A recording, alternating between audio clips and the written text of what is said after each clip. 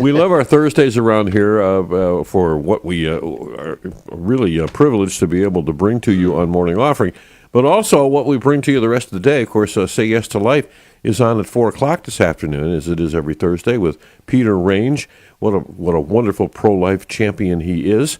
And the longest-running program on Annunciation Radio, The Bishop's Corner, hits the air at 4:30 on Thursday afternoons, and we sit down with Bishop Thomas, and after he goes through the show, we kind of decide, usually with his great input, which one of the questions that he answered would be the highlight question of the week. Seth, who writes online, he's in Toledo. Dear Bishop Thomas, I was watching a significantly inspirational movie about fatherhood called Courageous.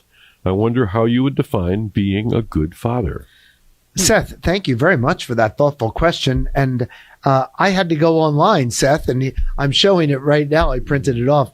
I have never heard of that movie, Courageous. Apparently, it's in a 10th anniversary edition. And from what I could see, as you say, it's Courageous Legacy. And it looks really like quite a strong film that I've not seen it, but with your encouragement and your endorsement, Seth, I would suggest it also to our readers and viewers. So I think the first line, because of the movie you watched, I would certainly say off the top of my head, every father has to have courage, right? And has to be courageous. But then in a simple way too, I think a father has to evidence the living out of the gifts of the Holy Spirit, right? So courage is one of them, isn't it? And I would also say a father has to be living out the fruits of the Holy Spirit. But if I had to put it into just a simple nutshell, and my staff here, Seth, knows how much I like threes and how much I like alliteration. So if I had to put it into a nutshell, and I actually did do this for a talk I gave on fatherhood, I would say that the defining characteristics of a good father, they certainly are several, and the virtues are principal. But I would suggest that for a father to protect, to provide, and to promote. So 3 P's.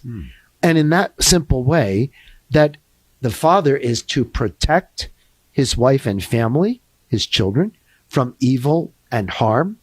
He is to provide for their needs and for them as a family. And he is to promote them in their lives, in their vocations, and most of all, in the Catholic faith. So I think it's not unlike St. Joseph, right? Because he, as the foster father of Jesus and spouse of the Blessed Virgin Mary, he was a protector, a provider, and a promoter. And I think that would go, Seth, for not just natural fathers, but I think the same could be said also of spiritual fathers, our priests. So protect, provide, promote. 3 essentials for each father. Thank you, Seth. Love the threes.